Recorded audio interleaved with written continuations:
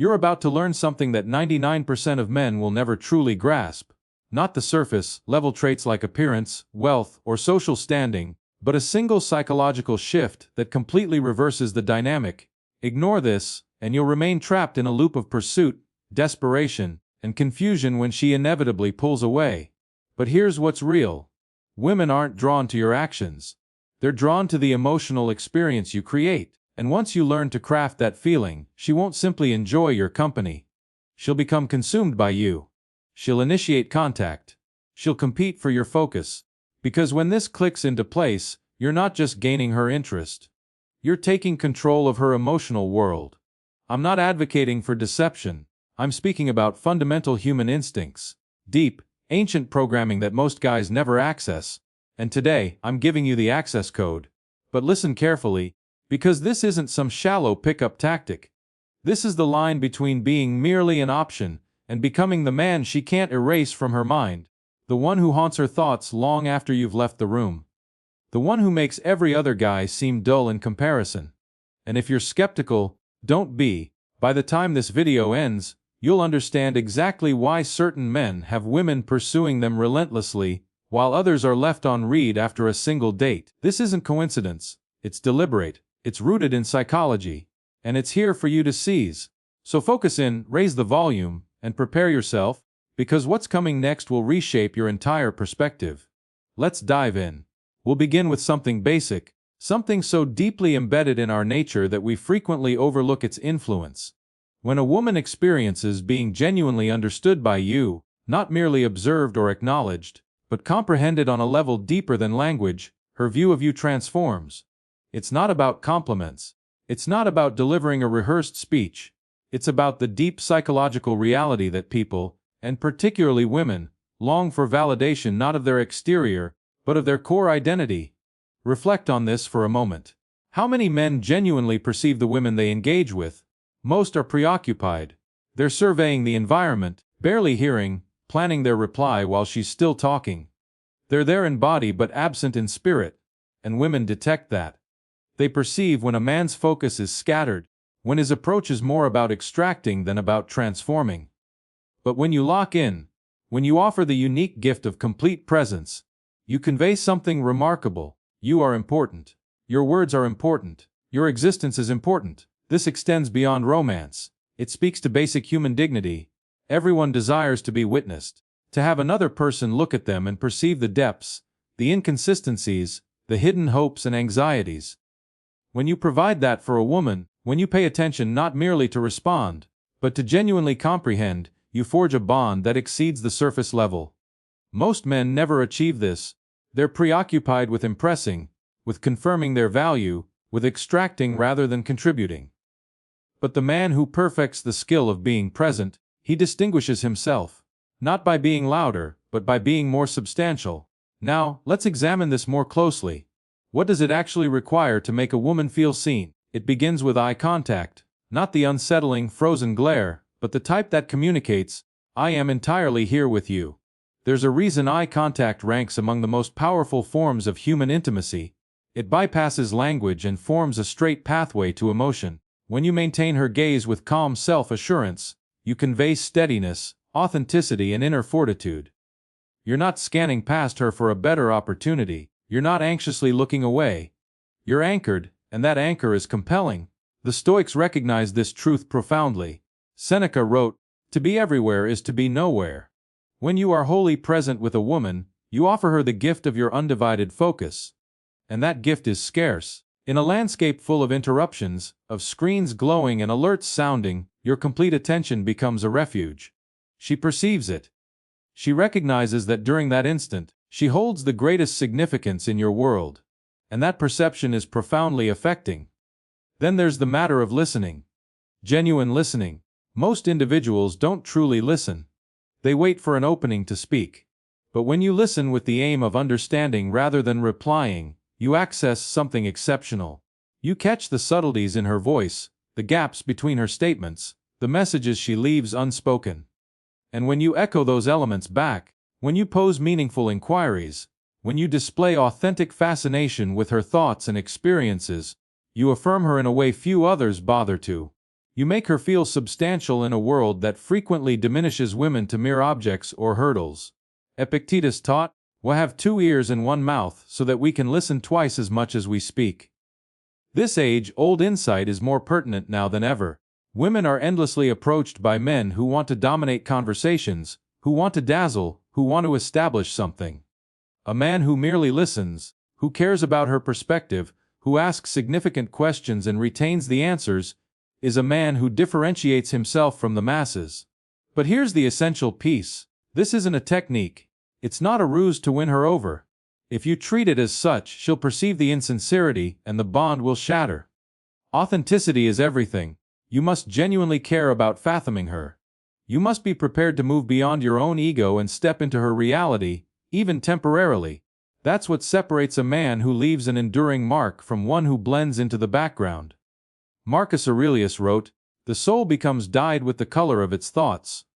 When your thoughts are of sincere curiosity, of attentive listening, of true presence, your soul becomes a sanctuary for hers. She will experience being seen in a manner she has rarely encountered before. And let's explore why this holds such psychological weight. When you make a woman feel seen, you activate one of her most profound yearnings. The need to be selected, not for her physical attributes, not for what she can provide you, but for her intrinsic self. That's an incredibly potent sensation. It's the gap between being desired and being genuinely treasured. Most men desire her. Few genuinely treasure her. And when you prove that you do, when you convey it through your focus, your presence, your eagerness to connect with her mind and spirit, you become irreplaceable. This is where the majority stumble. They assume attraction comes from dramatic gestures or slick remarks. But attraction is constructed in the subtle instants. The way you incline toward her as she speaks, the way you recall minor details she shares, the way you make her feel like the focal point of the room without uttering a sound, those instants accumulate. They weave a story in her thoughts. This man is uncommon. This man perceives me. And once that narrative takes root, no amount of rivalry can undermine it. So here's your mission. The next time you're in a woman's presence, truly be there. Not just physically, but mentally and emotionally. Listen as though her words are the sole reality. Gaze at her as if she's the sole woman in existence. Not because you're angling for something from her, but because you acknowledge her humanity, her battles, her aspirations, the quiet resilience that frequently escapes notice. When you do that, you don't merely attract her, you raise her up, and by doing so, you raise yourself. One final insight. The finest present you can offer a woman isn't your wealth, your reputation, or even your hours. It's your focus. The kind that makes her feel, perhaps for the first time in ages, like she's truly perceived. Conquer that, and you'll conquer the essence of connection. Now step forward and truly see her. Look with intention. The rest will unfold naturally. Let's tackle something basic about human behavior. Something contemporary dating culture has attempted to suppress, yet remains as valid today as it was centuries ago. People crave what they must work to obtain. This isn't about trickery or manipulation. It's about recognizing a fundamental psychological truth that attraction ignites not just from presence, but from suspense. When something is handed over too easily, the mind assigns it reduced worth. When effort is involved, when mystery lingers, when results are uncertain, that's when longing escalates. Now, apply this to romantic connections. Most men make a fundamental error. They think that by being excessively accessible, by replying to every message immediately, by flooding a woman with attention before she's invested, they're demonstrating their value. But here's the contradiction. The more you strive to demonstrate your value through constant availability, the less significant you become in her eyes. Why? Because you've removed the pursuit. You've dissolved the very element that makes attraction dynamic, exciting, unpredictable. This isn't about acting cold or distant. It's about maintaining a life so rich, so mission-driven, that you don't require her affirmation to feel whole. A man who is perpetually available is a man without direction, without substance. And women intuitively, instinctively recognize this. They're attracted to men who are advancing toward something. Men who aren't lingering for a reply. Men who recognize that their time and focus have value. Consider it in economic terms. Rarity drives value.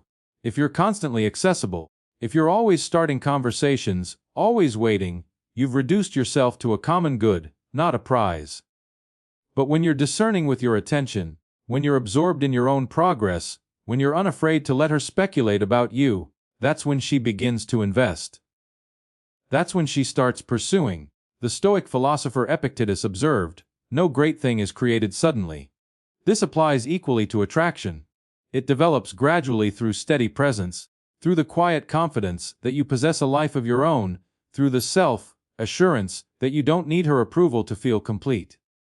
When she detects this, she recognizes she has encountered a man of substance. Now let's clarify an essential nuance. This isn't about acting elusive in a juvenile fashion. It's not about neglecting her or feigning disinterest. It's about equilibrium. It's about recognizing that attraction flourishes in the gap between closeness and distance. If you're constantly present, she has no chance to miss you. If you're never present, she'll assume you're indifferent. The skill lies in the balance. Involved, but not eager. Interested but not fixated. Marcus Aurelius wrote, "You have power over your mind, not outside events." Realize this, and you will find strength. When you understand that your value doesn't hinge on her reaction, you become liberated. And that liberty is compelling. Here's how this functions psychologically. When a woman has to ponder about you, when she has to ask herself, does he care? What's going through his head? Her mind starts operating in your favor. She begins to commit emotionally. She starts revisiting exchanges, examining your phrases, seeking indications, and the more mental energy she allocates to you, the more connected she becomes. This isn't deception, it's human instinct. We appreciate what we invest effort into. But there's a deeper aspect here, one that most men overlook. The pursuit isn't just about her following you. It's about you being someone worth following. If you're static, if you're predictable, if you're not evolving, why would she pursue? The chase only succeeds if you're progressing. If you're a man who is perpetually developing, with ambitions, interests, and a life beyond her, that's what makes you fascinating. That's what brings her back. This is where many men go wrong. They think attraction is about their words, the flawless opener, the witty message.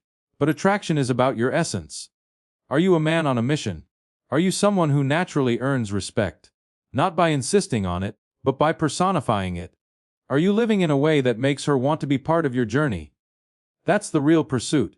Not playing games, but being so centered on your own direction that she must elevate herself to join you. Seneca wrote, "It is not that we have a short time to live, but that we waste a lot of it."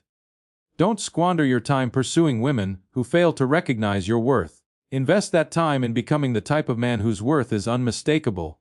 And here's the most essential part. The pursuit never truly concludes. Even in a dedicated relationship, attraction is preserved through ongoing mystery, through the feeling that there's always more to uncover about you. If you grow complacent, if you cease progressing, if you believe you've won her and no longer need to challenge yourself, that's when the flame dies. The pursuit isn't just a stage. It's an outlook. It's the awareness that a relationship isn't a destination, but a path where both individuals continuously strive, evolve, and select each other day after day. So, how do you implement this? Begin by reshaping your mindset. Don't be the man who's always awaiting her focus. Be the man who merits her focus. Have a life that energizes you. Be occupied, not as a strategy, but because you're constructing something significant. Let her observe that your time is precious, that your energy is conserved for those who earn it. And when you do grant her your attention, ensure it matters. Be entirely present, entirely involved, and then resume your purpose. That's how you produce the excitement of the pursuit. Not through tricks, but by being a man who is genuinely, irresistibly worth pursuing. Final thought. The pursuit isn't about making her labor for your affection.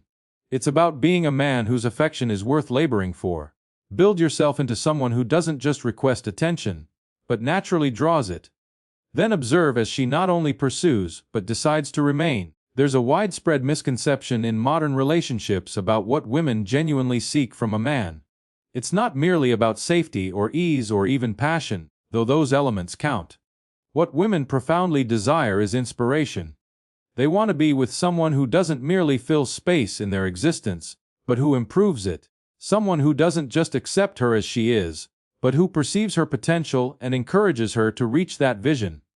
This is where many men fail dramatically. They assume being agreeable is sufficient. They think that by consistently endorsing her views, by never opposing her, by maintaining a conflict-free environment. They're being ideal partners. But that's not partnership, that's passivity. And passivity extinguishes attraction. Women don't fall for pushovers. They fall for men who hold principles. Men who possess their own ethical framework.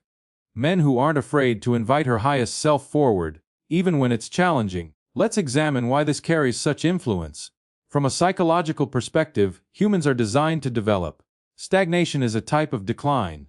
When you inspire a woman, you connect with her most fundamental evolutionary impulse. The drive to align with someone who will assist her in confronting life's obstacles more successfully. This isn't about dominating her or sculpting her into your ideal. It's about acknowledging that genuine love isn't just acceptance. It's aspiration. The aspiration that she can achieve more, do more, endure more than she even imagines possible. The Stoics grasped this thoroughly. They emphasized the importance of virtue and advancement. Marcus Aurelius wrote, "Waste no more time arguing what a good man should be. Be one." When you embody the qualities of strength, discipline, and direction, you encourage those around you to do likewise. And that encompasses the woman in your life. Reflect on this.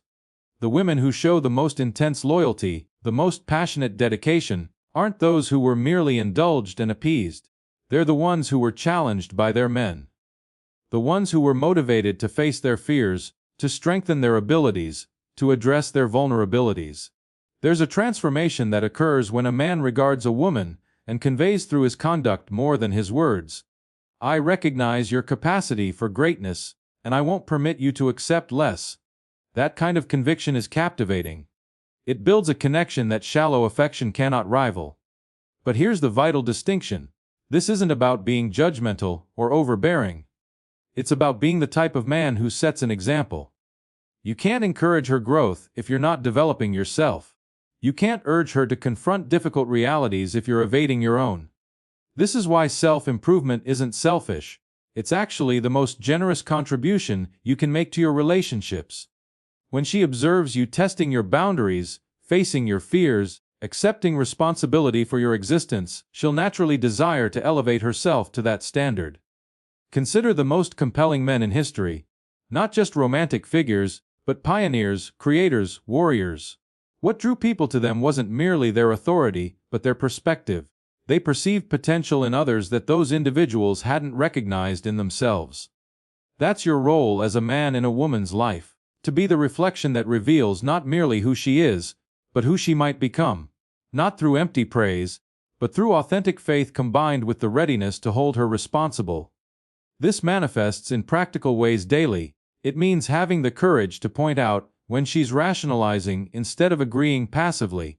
It means motivating her to pursue that professional opportunity she's been avoiding. It means refusing to enable her pettiness or pessimism while still showing compassion for her difficulties. It's a delicate balance. Firm, yet not harsh. Demanding, yet not unkind. When you master this, something extraordinary occurs. She doesn't resent you for challenging her. She appreciates you for it. More importantly, she values herself more because of it. There's a neurological basis for this phenomenon. When we're around people who anticipate more from us, our brains actually restructure themselves to fulfill those expectations. It's called the Pygmalion effect. We rise or fall to the level expected of us. By being the man who perceives and evokes her finest self, you're not just altering how she views you. You're altering how she views herself. And that's the most meaningful gift you can offer anyone. Now, this demands immense personal strength on your part. You must be willing to risk her temporary displeasure for her long-term development. You must be secure enough to understand that genuine connection isn't about being constantly liked in the moment, but about being respected over time. Most men fail here because they dread disagreement, dread her being upset with them. But that fear makes them weak partners. The strongest relationships aren't those devoid of conflict. They're those where people use friction as fuel for progress. Here's how you can apply this starting now. First, organize your own life. You can't inspire her growth if you're not growing yourself. Second, start viewing her not just as she is, but as she might be. Third, have the bravery to gently yet firmly challenge her when she accepts less than her capacity. And fourth, this is crucial. Recognize her progress when it occurs. Recognition reinforces positive change. Final thought. The true measure of a man isn't just in how he treats a woman, but in how he uplifts her. Not into someone else, but into the finest version of herself. Be the kind of man who doesn't just inhabit a woman's life, but who transforms it. Do that, and you won't need to seek love. It will seek you. Let's bypass the clutter and address the central truth that distinguishes men who earn respect from those who plead for attention. Women don't respond to your words. They respond to what you believe about yourself. This isn't about arrogance or empty showmanship. It's about the profound, unshakable conviction that you are exactly where you belong, doing exactly what you're meant to do. That kind of certainty is compelling. Not because it demands notice, but because it naturally attracts it. Think about the most captivating individuals you've ever encountered. What set them apart? It wasn't their appearance or their assets, it was their certainty. They moved with an invisible gravity, a quiet confidence that declared, "I know my identity, and nothing can disturb that." That's the bedrock of genuine attraction. Women can detect this confidence from across a room. In your posture, your speech, your eye contact. It conveys more than any line ever could. This is a man who remains steady. Now, let's analyze why this carries such psychological weight. Humans are programmed to seek stability. It's a survival instinct. In ancient times, unpredictability signaled danger. Today, that same wiring drives us toward individuals who project steadiness and self-assurance. When you exude unshakable certainty, you activate something primal in a woman's mind. This is a man who can handle turmoil. This is a man who won't break under strain. That's not merely appealing. It's essential for profound, lasting attraction. Marcus Aurelius wrote, "You have power over your mind, not outside events. Realize this and you will find strength." When you internalize this truth, you stop hunting for approval from others. You stop needing her validation to feel complete. And that independence is the most appealing trait a man can possess. But here's where most men make a catastrophic error. They confuse certainty with certainty about her. They think, if I can just persuade her I'm the right one, she'll pick me. That's reversed. True certainty isn't about her. It's about you. It's the unbreakable knowledge that you hold value regardless of her opinion. That's what distinguishes neediness from confidence. The needy man constantly looks to her for affirmation. The certain man knows his worth, and that awareness alters everything. This shows up in subtle but significant ways. The uncertain man pauses before speaking, anxious about misstepping. The certain man speaks directly, untroubled by perfect responses. The uncertain man seeks constant proof. The certain man provides the proof. One pushes away, the other draws in. Not through exertion, but through essence. Let's explore how this plays out in dating specifically. The man who doubts himself will overcompensate. He'll send multiple messages. He'll agree with everything. He'll rearrange his plans instantly. Why? Because he's frightened of losing her interest. The certain man, he's attentive, but not clinging. Interested, but not overly committed. He understands that if things don't progress with her, he'll manage. And that very comprehension makes success more likely. There's a neurological explanation for this paradox. When you're genuinely certain of your own value, you trigger what's called reciprocal liking. People tend to prefer those who don't desperately seek their approval. It's not a strategy. It's human nature. We're attracted to those who are at ease with themselves because that ease spreads. When you're certain, she calms. When you're uncertain, she tenses. Your energy sets the tone for the whole interaction. Now, here's the critical nuance. Certainty isn't the same as rigidity. It's not about being stubborn or closed off. It's about having a foundation so firm that outside events don't dictate your self-worth. The certain man can be wrong and acknowledge it because his confidence doesn't rely on infallibility. He can adjust his stance because his identity isn't attached to being correct. That's true strength. The capacity to adapt without collapsing.